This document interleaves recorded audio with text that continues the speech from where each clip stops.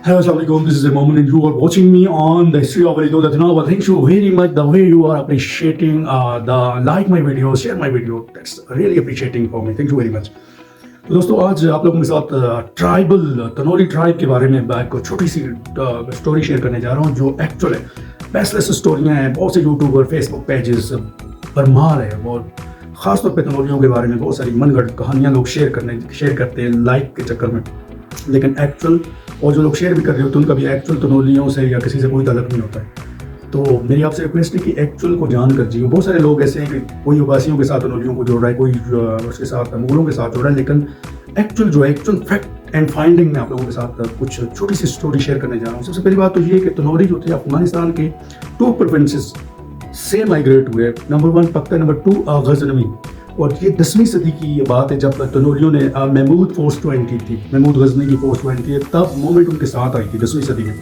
जब महमूद गजनी ने बरी सगीर के ऊपर अटैक करने का एक सोचा था, तो तब ये तनोलियों के साथ मूवमेंट में आए थे। जब बॉर्डर क्रॉस हुआ जमरोद फोर्ट, उसके बाद ये जंगें यहाँ पे चलती रही। यहाँ पे इस एरिया टेरिटरी में बहुत सारे तुर्क, बुद्धिस्ट और इस तरह के लोग आबाद थे, सिख थे, हिंदू भी थे। तो यहाँ पे इनकी जो जंग जारी थी करते करते जब अटक के मकाम पे पहुंची तो यहाँ एक बहुत बड़ा मार्का हुआ था। महमूद फोर्स इंक्लूडिंग तनोली भी उसके अंदर थे और यहाँ पे तुर्कों और दुरानियों के साथ तनोलियों का जो मार्का हुआ था उसमें दुरानियों और तुर्कों को शिकस्त हुई थी महमूद फोर्स के अगेंस्ट। तो यहाँ से तनोली बैक टू स्वात और बुनैर की तरफ मूव किया और जो महमूद फोर्स थी अटक पार की तरफ चले गए। जो सिलसिला उनका चलता रहा बड़ी सगीर पे कैप्चर किया था, जिस तरह वो हिस्ट्री है। इसके बाद 17 अटैक महमूद गजनवी ने जिस तरह बड़ी सगीर पे किया, ये बात की स्टोरी है। लेकिन हम तनोलियों के ऊपर बात करते हैं कि जब ये उसके बाद ये आए थे यहाँ पे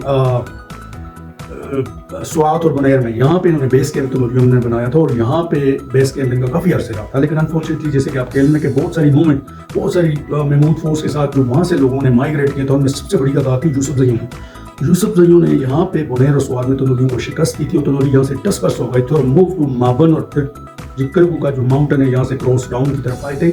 इस एरिया में भी बुद्धिस्ट ज़्यादा थे और फिर सिख भी थे। तो ये करते करते जब बेटगली तक डाउन पे आए तनोली, फिर उसके बाद जो रिवर जिसको हम माबन रिवर कहते हैं, बेटगली रिवर भी कहते हैं, ये क्रॉस करके टॉप पे जिस तरह जिस जगह पे भी कनी, दोदा, देव, बैसाख, सथाना, ये टेरिटरी भी तनोलियों ने कैप्चर की थी। तो यहाँ से फिर जब टाउन पे गए थे, जो इंडस है हमारा जिसको हम दरिया सिंध बोलते थे, उसके सराउंडिंग में जो आबाद थे वो तुर्क थे, ओल्ड अम्ब एंड दरबंद। वहाँ पे जाके तनोलियों ने अटैक किया, वहाँ पे तुर्क आबाद थे और तुर्कों को तनोलियों ने वहाँ पे शिकस्त दी थी। इस तरह इस हवेली के अंदर तनोलियों ने अपना एक फ्लैग तनावल के नाम पे लहराया था और इसको बेस कैंप परमानेंटली बना ली। यहाँ से उनकी जो फतवात जारी थी, इवन दरवाज़ा, फिर उसके बाद भीड़ और ये एरिया कैप्चर किए थे। उसके बाद जो है शेरगढ़ से नीचे जो एरिया थे ये भी तनोलियों ने कैप्चर कर लिए थे।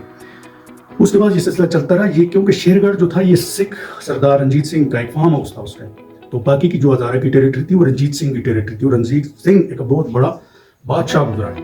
उसका फेमस कमांडर जवाहरी सिंह नलवा था जिसने 22 वॉर लड़ी थी और अनडिफीटेड रहा था।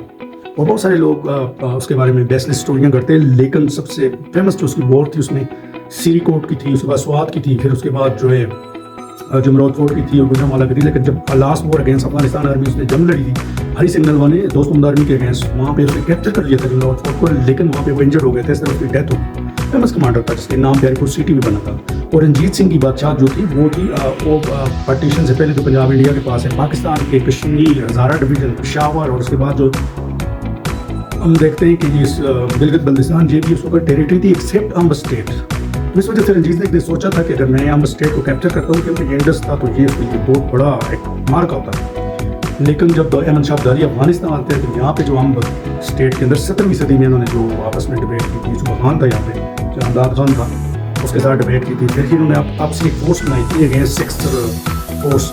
जब रंजीत सिंह और उसकी आर्मी ने अटैक किया था अम्ब स्टेट के ऊपर, तो फिर उन्होंने उनको बैकफुट पे जाने पे मजबूर किया था और इस तरह ये मानसरा फुल्डा रियासत तब वजूद में आई थी। तो ये तब की बात है। फिर इस तरह सिखों को यहाँ पे शिकस्त दी थी, बल्कि उनके इलाके कैप्चर कर लिए थे तनोलियों ने। तो फिर इस जो सिख रंजीत सिंह की हवेली आज भी शेरगढ़ के अंदर है, तो उसको भी इन्होंने कैप्चर कर लिया था और उसको नवाब अम्ब के लिए एक फार्म हाउस के तौर पे रखा गया था। तो ये एक छोटी सी डिबेट थी आप लोगों के साथ। उम्मीद है आप लोगों को तनोलियों की छोटी सी हिस्ट्री के बारे में अच्छा नॉलेज मिली होगी। Thank you very much.